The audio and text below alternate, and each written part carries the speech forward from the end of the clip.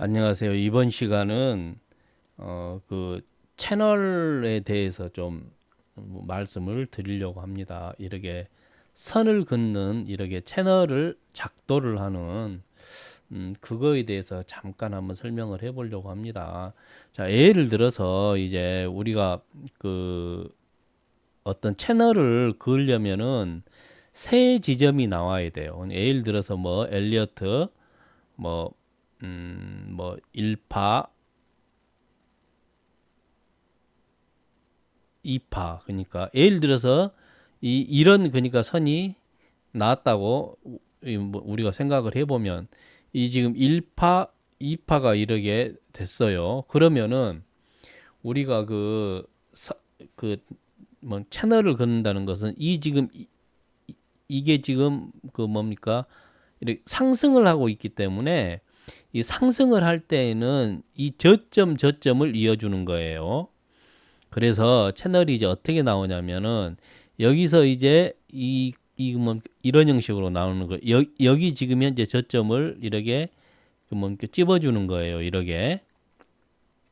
이래서 이거는 색상을 예를 들어서 검정색으로 한번 해볼게요. 이 지금 채널을 이렇게 그어주고 나서 그 다음에 이 지점에 이 선하고 평행한 선을 하나 그어주는 거예요. 우리가 이 지금 그 키움 차트에서는 이제 그게 없는데 뭡니까 트레이딩 뷰에서는 이제 그런 작동하는 그게 있어서 좋긴 좋습니다. 이렇게 이거하고 평행한 것을 하나 그어서 이 여기 이 두 번째 지점에 이렇게 그어주는 겁니다. 이렇게 두 번째 지점에 자 그리고 나서 이제 여기까지 쭉 이렇게 움직였는데 1, 2, 이 지금 주가가 쭉 올라가면서 여기를 예를 들어서 벗어나 버렸어요.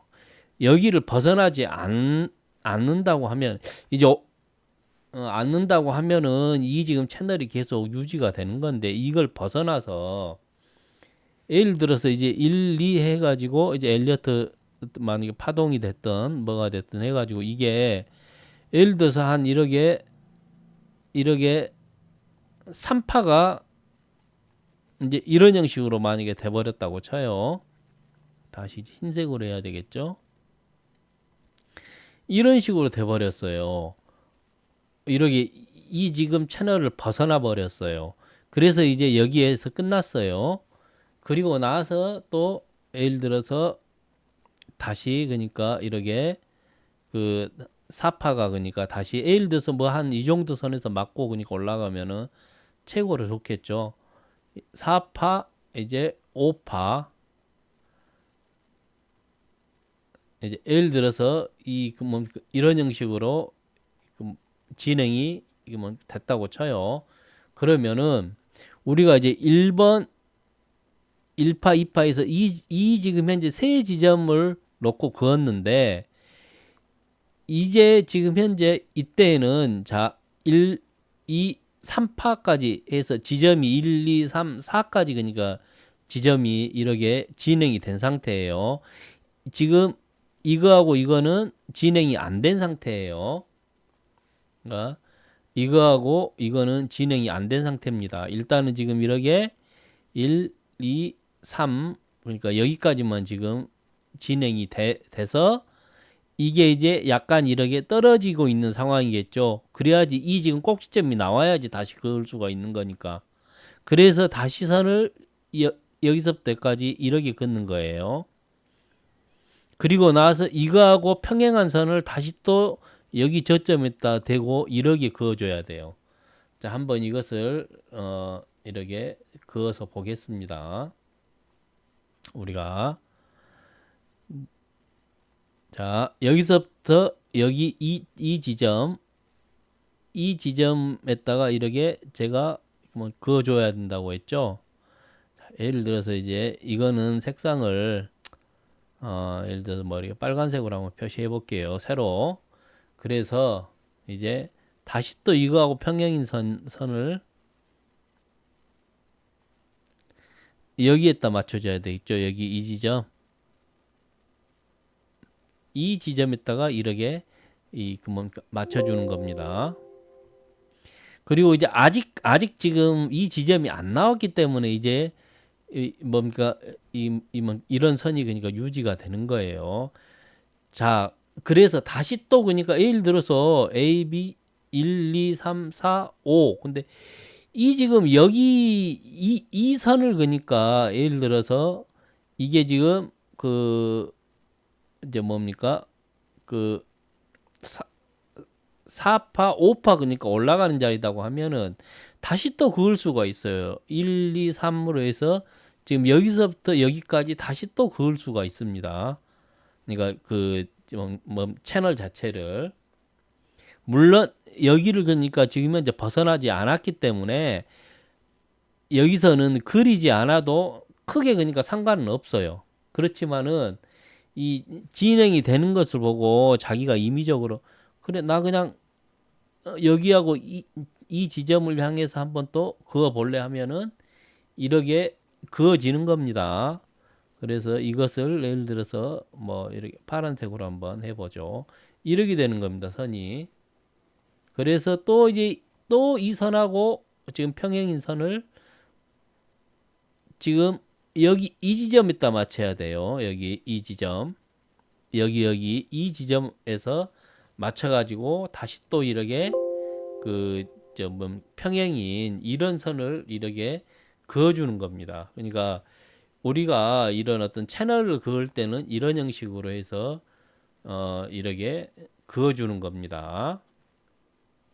예를 들어서 이제 이게 지금 또 이렇게 1, 2, 3, 4, 5파 해가지고 뭐 예를 들어서 A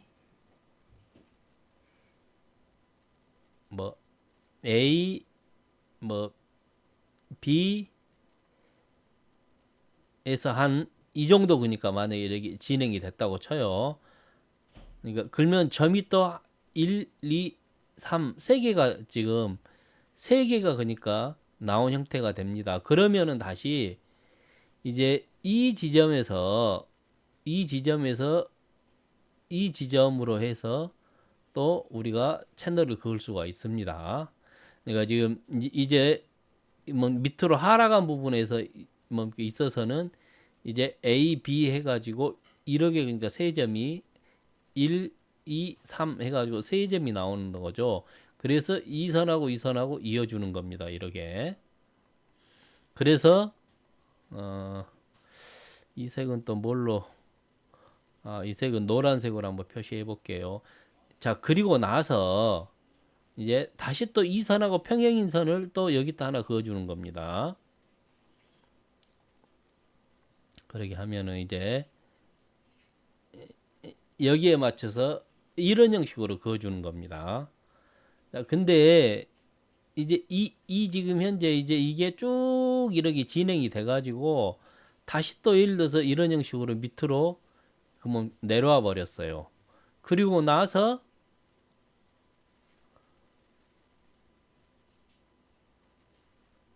그리고 나서 이제 뭔가 다시 또 여기서 이 정도 그러니까 만약에 올라갔다고 쳐요.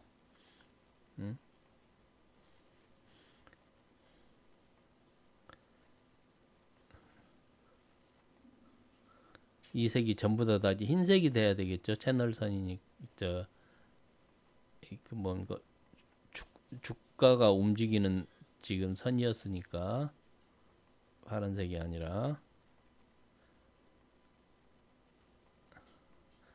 자 1, 2, 3, 4, 5 A, B, C에서 다시 또 이렇게 약간 올라가는 아직 지금 여기는 지금 진행 중이에요. 자 그러면은 다시 또 어쩐다? 이 지점이 나왔으니까 1, 2, 3 지점이 나왔으니까 1하고 3 지점을 또 연결을 할 수가 있습니다. 채널을 그을 때 이런 형식으로. 자, 이렇게 해서 이번에는 이걸 색을 어떤 걸로 뭐 예를 들어서 연두색으로 한다. 이렇게 그러니까 만약에 한다라고 하면 이제 다시 또 이제 이거하고 평행인 똑같은 선을 하나 해서 이 지점에 이제 이렇게 해야 되죠. 그래서 채널을 이제 우리가 하는 데 있어서 이런 형식으로 채널을 그으면서 우리가 이제 그 어떤 지지 저항이랄지 이런 것을 보는 겁니다. 채널을 이런 형식으로 그어야 됩니다. 여러분들.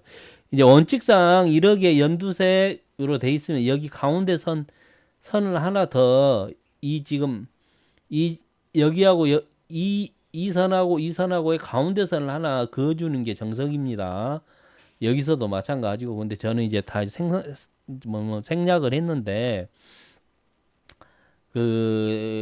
트레이딩 뷰 같은 경우는 이제 그런 도구가 있어요. 딱 그어 가지고 잡고 올리면은 자동으로 가운데 선 그어지면서 딱 이렇게 할 수 있는.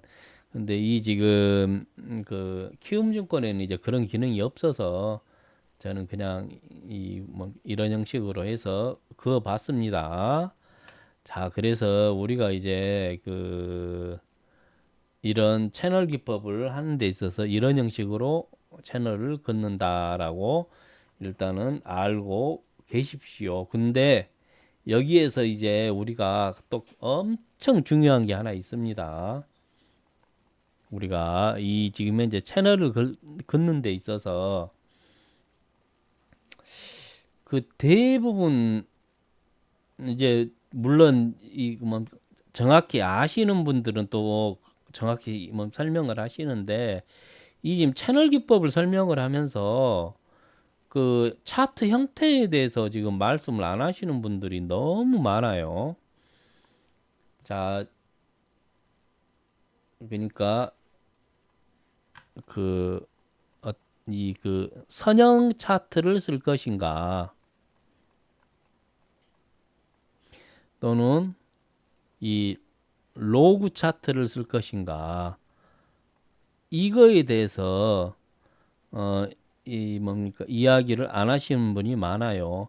제가 여기서는 이렇게 선형 차트가 어떤 원리로 돼 있고 로그 차트는 어떻게 돼 있다라는 부분은 그냥 설명 안 하겠습니다. 여러분들 유튜브나 뭐나 여러 가지 쭉 찾아보면은 또 검색이나 이런 거 해보면은 어떤 차이라는 거 많이 잘 나와 있습니다.